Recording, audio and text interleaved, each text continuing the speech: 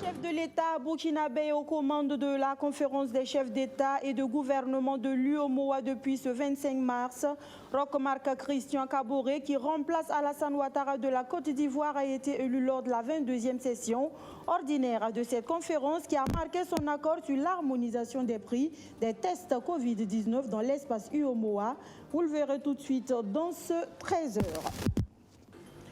À suivre dans ce 13h également le bilan de la transition à la tête de la communauté musulmane suite à la guerre entre le clan Sana et Kouanda. Après 2 années de gestion, la transition n'a pas su relever les défis. Elle a tout simplement failli, a déclaré ce matin le bureau exécutif transitoire de cette communauté.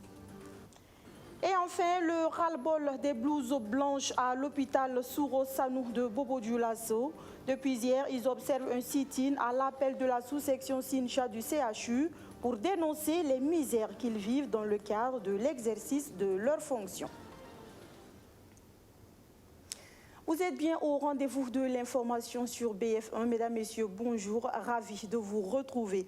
Je vous le disais tout de suite en titre, la transition instaurée à la tête de la communauté musulmane pour atténuer la crise qu'elle connaissait n'a pas été à la hauteur. C'est du moins ce qui ressort du bilan de la gestion dressé ce matin même par le bureau exécutif permanent de la communauté. On en sait plus avec le porte-parole du bureau transitoire que je vous propose d'entendre.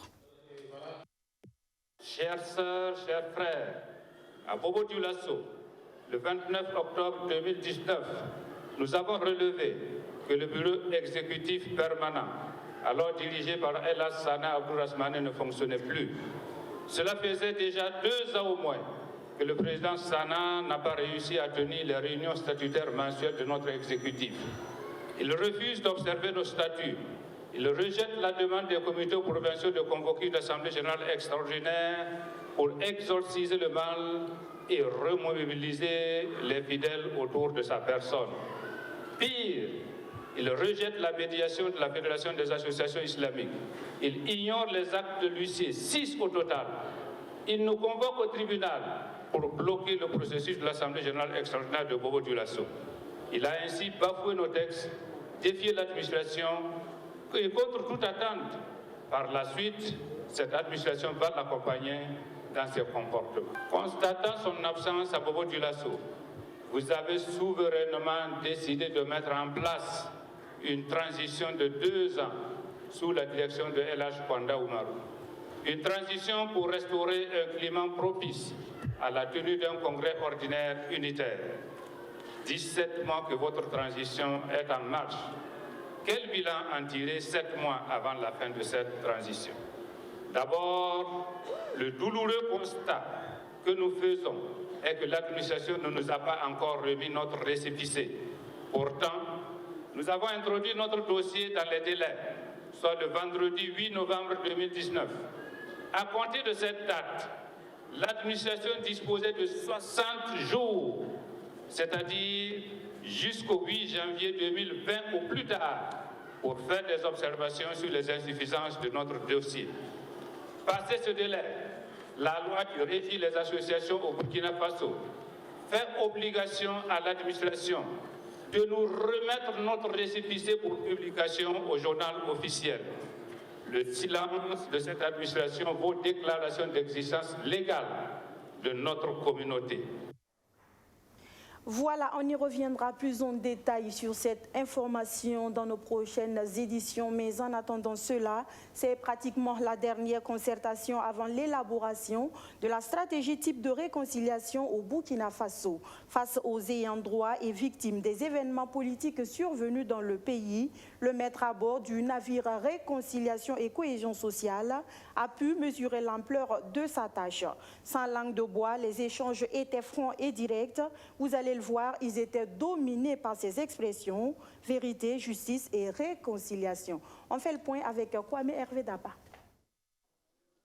C'est le rang et la fouille avant d'entrer dans la salle des conférences de Ouaga 2000, où ils doivent rencontrer le ministre en charge de la réconciliation nationale. Ils sont victimes ou ayant droit des victimes des crises, des crimes de sang et de nombreuses formes d'injustice. Parmi eux, Haruna Ganame, mécanicien auto, père de 3 enfants, il a subi plusieurs coups et blessures lors des manifestations pour s'opposer au putsch manqué de septembre 2015. On a brûlé ma moto, on m'a saccagé. J'étais à Yalrodo, même jusqu'à présent, chez Kemo, je ne vous ai pas. Mon famille est en train de me choyer. Donc il y avait un certain temps que le président du FASO m'avait dit qu'ils vont prendre un décret pour nous donner des cartes pour les traitements. Jusqu'à l'heure actuelle, chez Kemo, je ne vous parle, on n'est pas gagné. Nos enfants sont quittés à l'école, manque de moyens. La plupart de la majorité de nos gens vivaient dans location. Ils sont lâchés parce qu'il n'y a pas de moyens pour payer leurs employés. Donc c'est que moi, je suis en train de parler avec eux. J'ai envie de pleurer.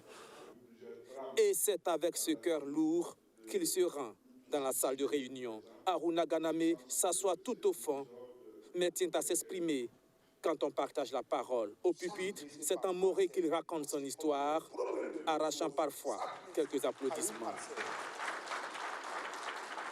À la fin de l'exercice, il dit espérer que les lignes vont enfin bouger. Bon, il nous a compris, puisqu'on peut dire que lui aussi c'est un incisé comme nous. Il a intérêt de prendre nos charges d'aujourd'hui. Justice et dédommagement, c'est aussi ce que réclame Gauthier Zagré, venu de Koudougou. Lui dont le père a eu le domicile incendié quand lui, le fils, alors élève, manifestait contre l'assassinat de Norbert Zongo. Nos domiciles sont toujours incendiés, c'est déposé. On a l'impression que l'État s'en fiche pas mal. Alors, nos parents qui sont les propriétaires de ces domiciles-là sont en train de mourir.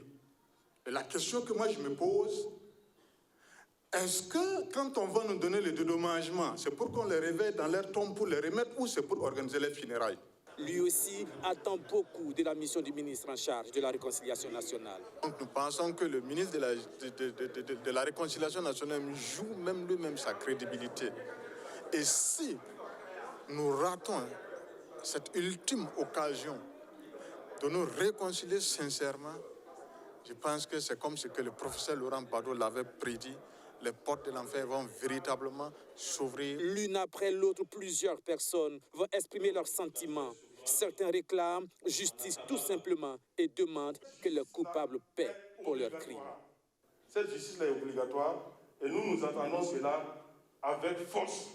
Si tant qu'il n'y aura pas cette justice, inutile d'aller à la réconciliation, ce serait encore du leurre comme les autres fois. Voilà, je vous remercie.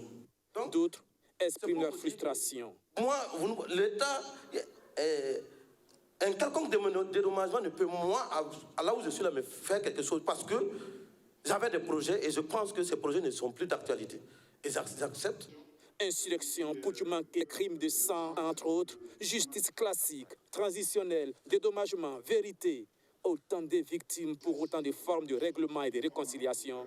Zéphirin Diabré a eu une idée ce 25 mars de l'ampleur de sa tâche dans l'accomplissement de sa mission. Du côté de Bobo Dioulasso, le bras de fer entre la sous-section Sincha de l'hôpital Soro-Sanou et puis l'autorité de tutelle se durcit. Après plusieurs luttes restées infructueuses, elle ne démord pas. Depuis ce 25 mars et ce jusqu'à ce jour 26 mars, les agents de santé du CHU ont arrêté le travail de 8h à 11h pour dénoncer, disent-ils, des conditions jugées exécrables. On fait le point du premier jour de la manifestation avec Soto Justin Ndabiri.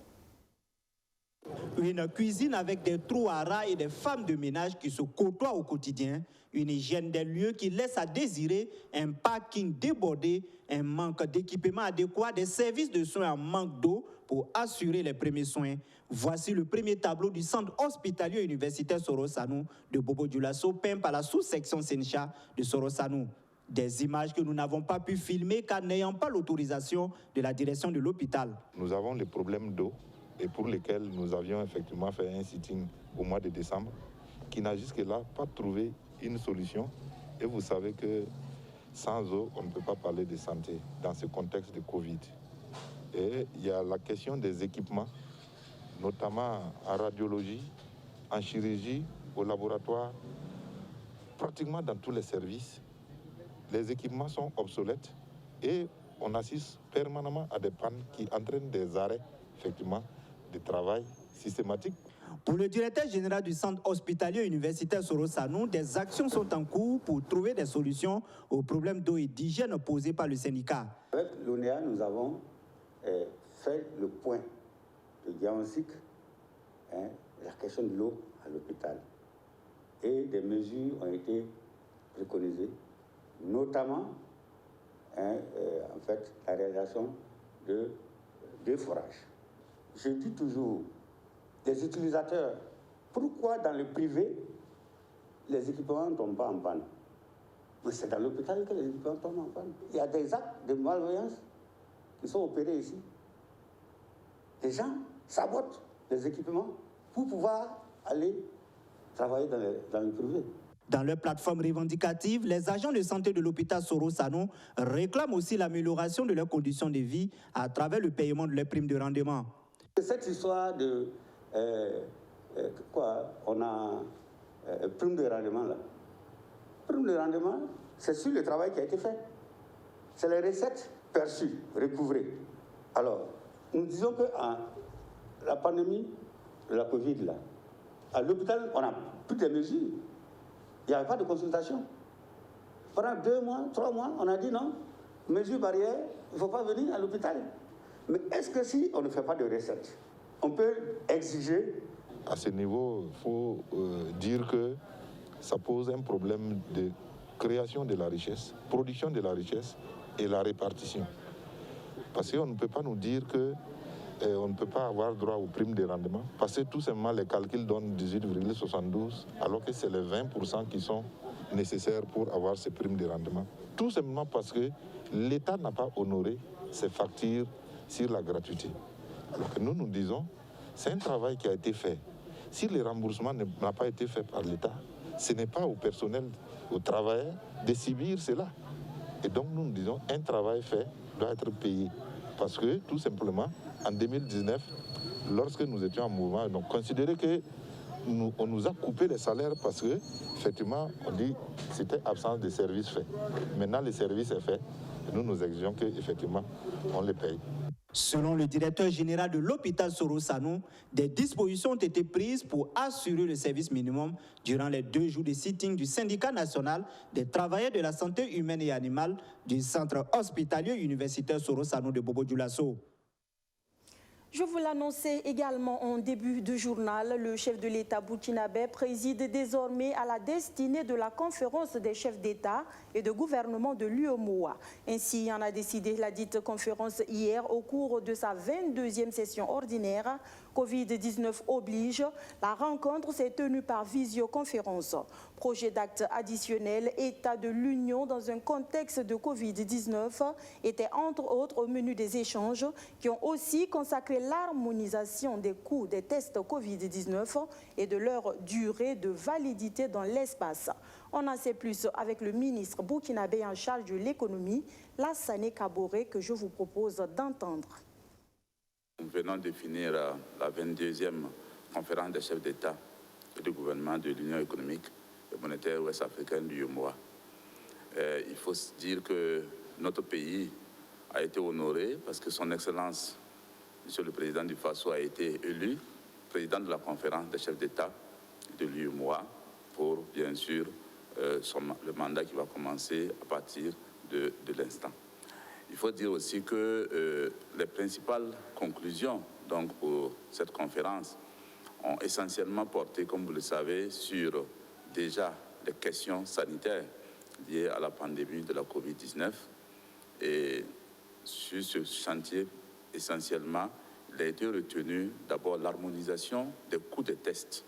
Vous savez que d'un pays à l'autre, au niveau de notre zone, les coûts étaient variés. Et donc, les chefs d'État ont décidé d'instituer un prix unique de 25 000 francs CFA en ce qui concerne donc les voyageurs internationaux.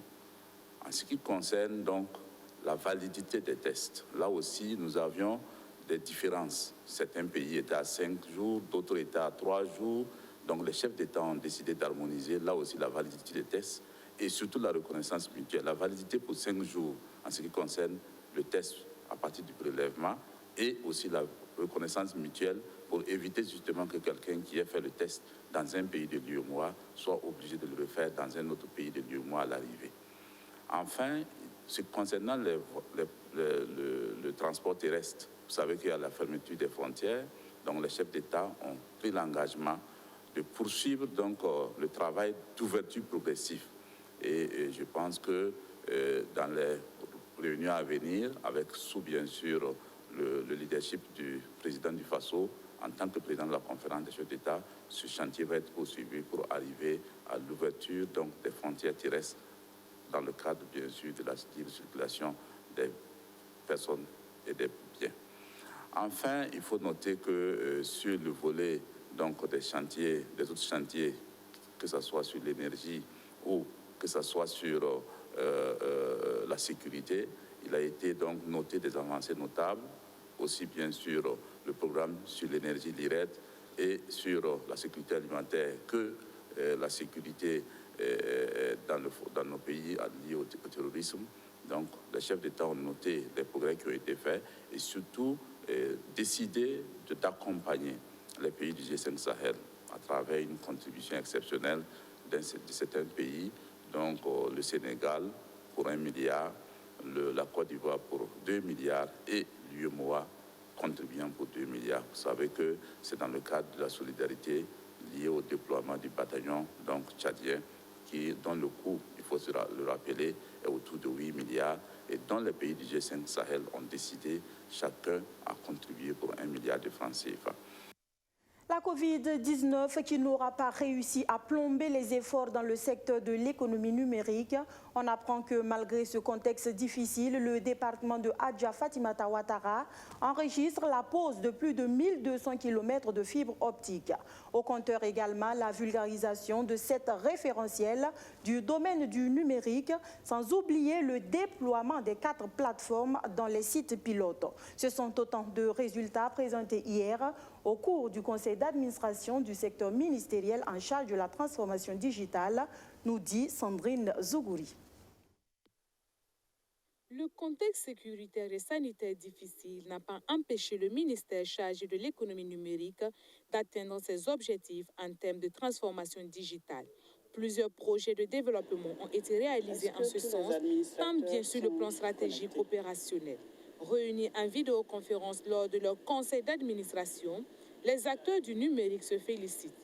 Des plus importants acquis, c'est la pose de 1227,382 km de fibres optiques dans le cadre du projet Backbone national des télécommunications, sans oublier la vulgarisation de cette référentielle du domaine du numérique. Au niveau opérationnel, les réalisations dans le domaine de l'économie numérique sont entre autres l'installation du point d'atterrissement virtuel et du point d'échange Internet à Bobo-Dioulasso.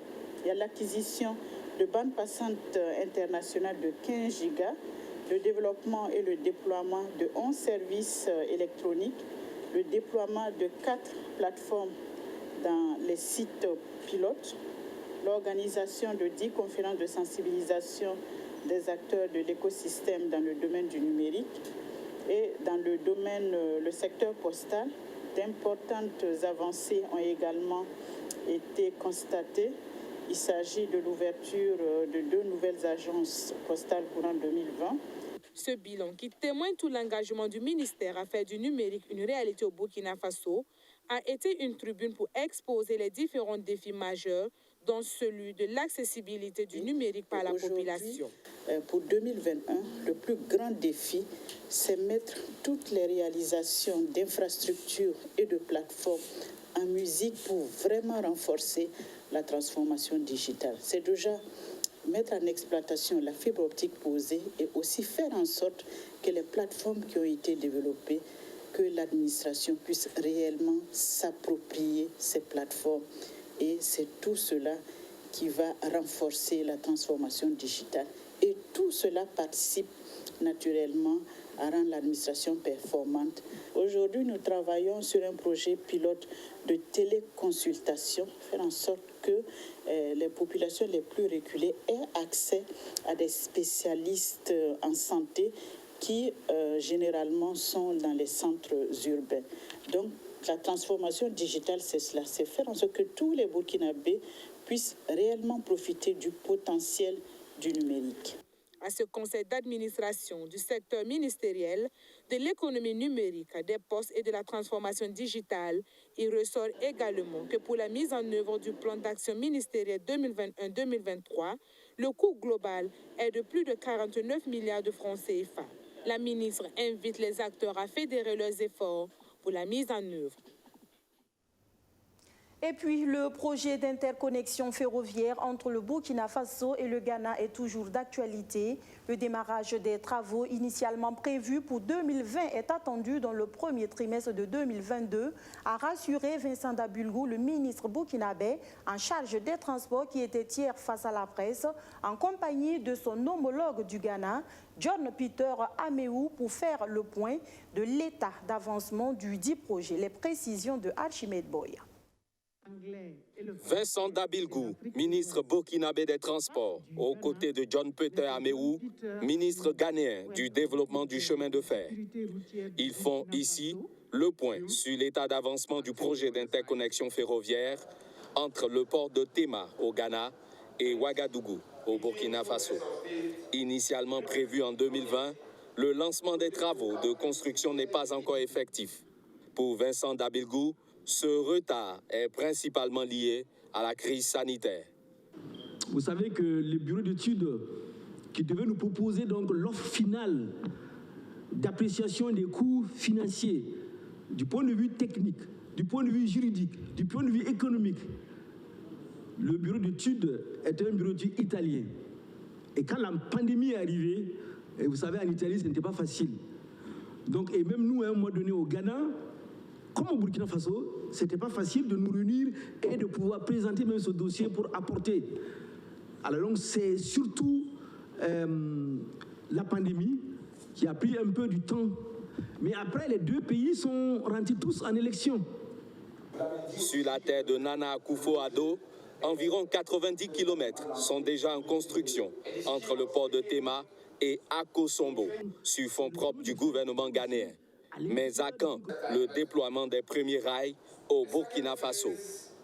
Le 30 novembre, nous allons en tout cas entamer les négociations finales et que naturellement, comme vous voulez donc les dates de démarrage, en tout cas, je peux vous dire qu'en 2022, normalement, après les négociations, nous devions pouvoir entamer dès le premier trimestre de l'année 2022 le démarrage des travaux.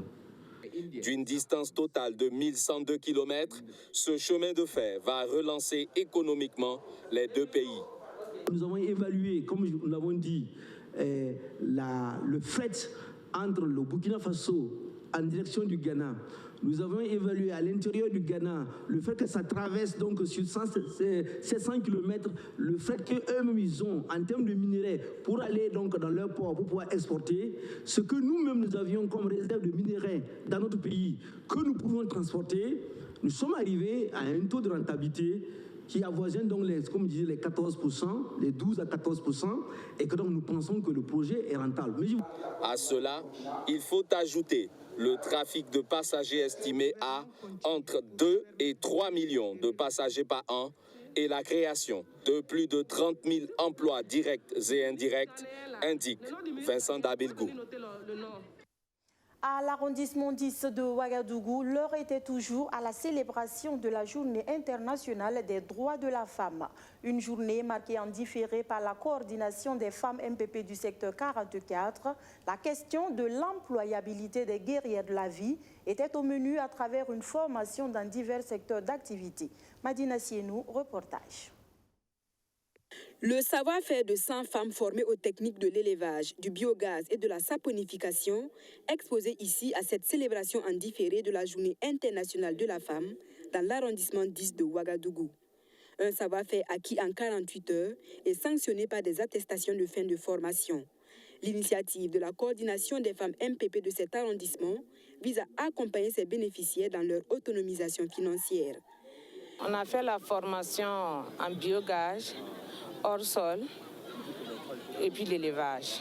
On a fait tout cela en tout cas pour que la femme soit elle-même ce jour-là. Vraiment, ça s'est bien passé. On est très très contente. L'initiative des femmes MPP du secteur 44 dans l'arrondissement 10 de Ouagadougou entre en droite ligne avec la politique du gouvernement, celle de gagner le pari de l'emploi des jeunes et des femmes. Et nous avons aussi essayé donc, à travers donc, cette journée-là de la marquer donc, par la formation professionnelle, la formation donc, qualifiante dans des métiers bien déterminés pour accompagner les femmes. Parce que c'est de cela qu'il s'agit, de la promotion de l'entrepreneuriat des femmes, de la promotion donc, des activités rémunératrices donc, des activités qui puissent accompagner ces femmes-là à avoir des revenus pour subvenir donc à leurs besoins quotidiens. C'est de cela qu'il s'agit. C'est pour que nous les accompagnions. Et nous sommes heureux parce qu'il y a eu une forte mobilisation. La 164e journée internationale de la femme a été célébrée cette année au Burkina Faso sous le thème « Inclusion financière par le numérique pour un développement économique de la femme, défis et perspectives ». La femme qui, en principe, donnerait tout pour ses enfants, à l'occasion, l'association Couleur de Vie, c'est en quelque sorte ce qui se fait depuis maintenant 4 ans. À la faveur de la Journée mondiale du rein, les pensées de cette association se sont dirigées vers les enfants souffrant de l'insuffisance rénale, ce mal qui dénature carrément la vie des tout-petits si on y prend garde et rapidement. Après avoir coloré un tant soit peu la vie des enfants atteints du nommant et du cancer, l'heure est venue pour l'association Couleur de Vie de faire un clin d'œil aux enfants souffrant d'insuffisance rénale.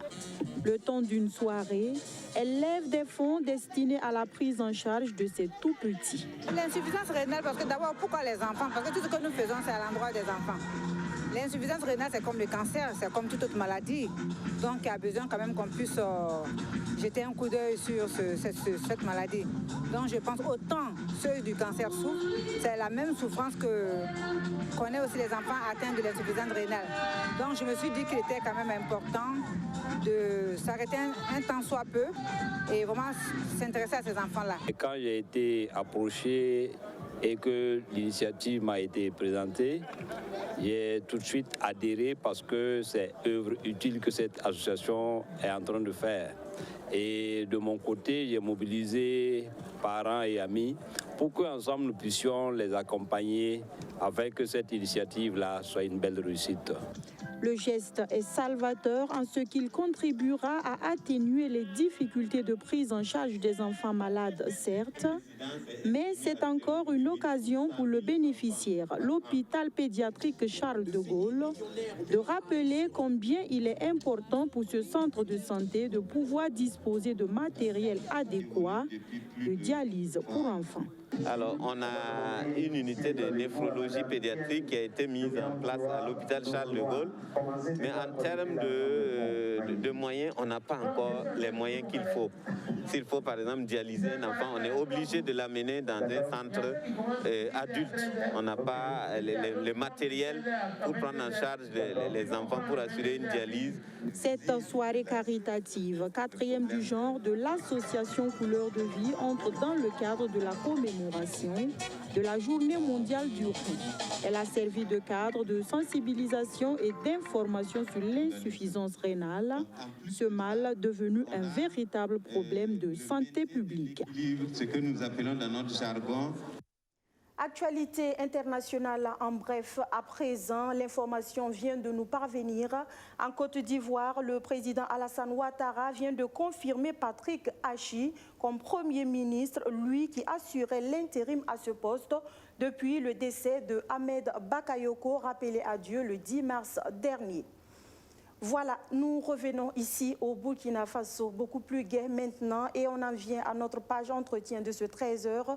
Nous recevons pour vous Aristide Tarnagda, auteur, dramaturge, comédien et metteur en scène burkinabé.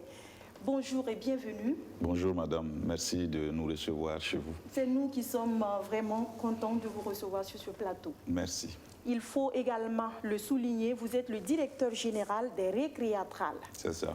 Voilà, vous avez mis en scène un spectacle actuellement en représentation au CITO Terre Sainte, c'est le titre, c'est bien une pièce de Mohamed Abougassar. Oui, en fait, ouais, c'est Terre Sainte, un roman de Mohamed Bougassar que j'ai eu le plaisir et l'honneur d'adapter au théâtre. Et donc, on est en représentation au théâtre des Récréatrales, c'est pas aussitôt en fait. Enfin, j'ai travaillé aussitôt, mais les Récréatrales ont ouvert depuis le 18 mars une saison théâtrale dans la rue des Récréatrales. Et là, tous les soirs, les jeudis, vendredis, samedis et dimanches, à partir de 20h, voilà, nous donnons en représentation le spectacle Terre Sainte. Voilà finalement le CITO, les Récréatrales. On arrive à différencier ces deux événements comment, si tant est que le théâtre ici au Burkinabé, l'image est collée tout de suite au CITO. Tout à fait, ouais, c'est un partenaire, enfin c'est un partenaire, le CITO, mais c'est aussi un lieu à saluer parce qu'il a fait un travail important pour la fidélisation d'un public de théâtre au Burkina Faso. Et donc voilà, je salue au passage l'aîné Martin Zongo qui fait un travail considérable. Voilà, nous revenons à votre pièce théâtrale. Pourquoi avoir fait ce choix? Alors, Terre Sainte, c'est une pièce qui parle, c'est l'histoire d'une terre qui se retrouve un matin prise en otage par un groupe islamiste. Donc, je crois que ça doit dire beaucoup de choses aux Burkinabés, à vos téléspectateurs et téléspectatrices. Et donc, une fois que cette terre-là est prise en otage, il y a à l'intérieur des hommes et des femmes ordinaires qui s'organisent à travers la création d'un journal pour interpeller leurs camarades afin que cette terre-là soit libérée. Donc on a choisi au Théâtre des Récréatrales de monter cette pièce parce que nous ne pouvons pas nous permettre en tant qu'artistes d'être absents quand il s'agit du combat contre l'extrémisme, contre le terrorisme. Voilà, dites-nous succinctement, est-ce que vous pouvez revenir sur la trame même de ce spectacle? Alors, c'est l'histoire d'une terre qui est prise en otage un matin par un groupe islamiste qui se fait appeler la Fraternité et donc qui y commet des exactions, donc qui coupe des bras, des mains, qui tue, qui pille, et puis des gens s'organisent, des femmes, des hommes, organisent un groupe de résistance en fait à travers la création d'un journal de résistance dans lequel journal ils mettent à nu les exactions des terroristes, ils témoignent, ils dénoncent, ce qui amène petit à petit le peuple à se soulever parce que conscientisé, parce que ne se sentant pas seuls en fait à lutter. Donc ils finissent par venir à bout de ces terroristes-là et à les chasser hors de leur territoire. Donc, une manière pour vous de vous associer à la lutte contre le terrorisme. Oui, et je pense que ce que nous vivons, tout Burkinabé, tout citoyen doit se sentir concerné par cette lutte-là et plus que les artistes. Évidemment, on pense que la question de la lutte contre le terrorisme échoit qu'à l'armée et aux hommes politiques, mais il me semble que c'est une lutte qui doit concerner tout le monde parce que de toutes les façons, ceux-là qui vont au front ont perdu quelque chose, ont perdu goût à la vie, la vie n'a plus aucun sens pour eux et il revient aux artistes que nous sommes de produire du sens, d'interpeller, de nommer ces horreurs-là afin que ceux qui viennent nous regarder jouer tous les soirs se reconnaissent dans les personnages qui sont exposés et puis voilà, soit nourris spirituellement, intellectuellement afin de faire face à ce phénomène-là. Voilà, je pense qu'on a des images de cette représentation, la régie qui permet à nos téléspectateurs d'avoir une idée, un avant-goût de Terre Sainte. Tout à fait. Voilà, nous allons voir de quoi est-ce qu'il s'agit, juste un avant-goût.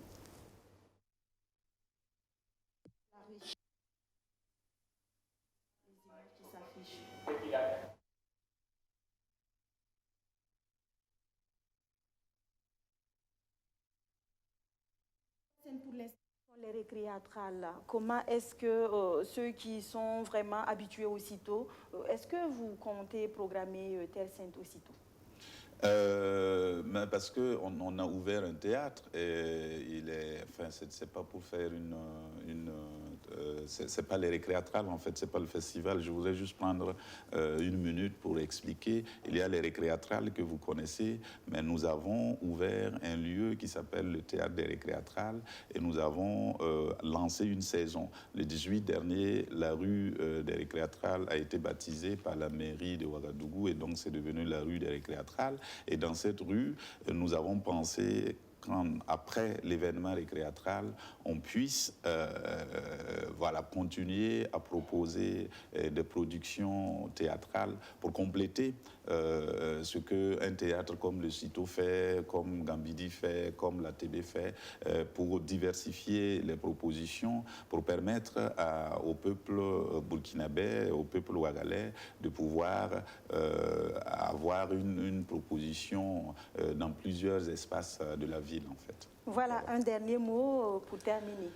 C'est inviter tous les Burkinabés et les Ouagalais surtout, parce que ça se passe à Ouagadougou, à sortir les jeudis, vendredis, samedis, dimanches, jusqu'au 4 avril pour venir au théâtre des récréatrales. C'est un théâtre en famille parce que nous comptons garder l'esprit des récréatrales pour vivre des moments inédits, exceptionnels, pour se pencher sur une question qui nous interpelle tous, qui est la question de l'extrémisme violent. Voilà, merci d'être passé sur ce plateau. Je rappelle que je recevais pour vous Aristide Tarnagda, qui est auteur, dramaturge, comédien et metteur en scène burkinabé, également directeur général des récréatales. C'est également la fin de ce journal que j'ai pris grand plaisir à vous présenter. Merci de l'avoir feuilleté en notre compagnie. À demain pour un autre point de l'actualité. D'ici là, prenez bien soin de vous. Bonsoir.